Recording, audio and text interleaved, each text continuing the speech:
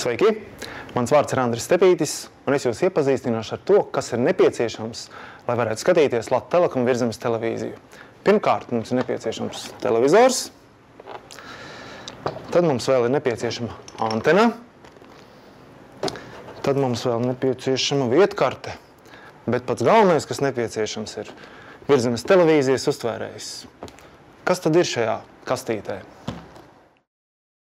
Pirmkārt, protams, pats uztvērējs,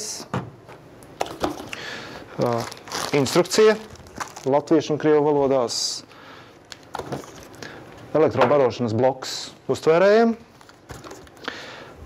tālvadības pults ar baterijām un savienojušais kabelis. Un tagad mazliet par uztvērēju. Uztvērēja priekšējā panelī atrodas gaismas indikātori un vadības pogas, kuras jūs varat izmantot gadījumā, ja tālvadības pults kāda iemesla dēļ nestrādā. Savukārt uztvērēja aizmugurē ir savienošanai nepieciešamie spraudņi antenas pieslēgšanai un televizoru pieslēgšanai. Lai pieslēgtu televizoru, jums ir divas iespējas. Jūs varat izmantot skārtvadu, kurš ir uztvērēja komplektā, vai arī, ja nepieciešams, izmantot tulpīšu vadu, kuru var iegādāties sadzīves tehnikas veikalos.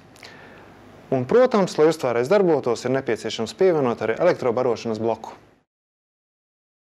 Un visbeidzot, uztvērējas sānos ir paredzēta vieta, kur ievietot vietkorti, kas nepieciešama, lai jūs varētu skatīties Latvijas Telekom piedāvātās papildus programmas. Un tagad mazliet praktiskas lietas. Savienošana. Tātad pievienojam skārtu vadu uztvērēju, skārtu spraudnim, pārliecinamies, vai ir stabili viss. Savienojam ar televizoru.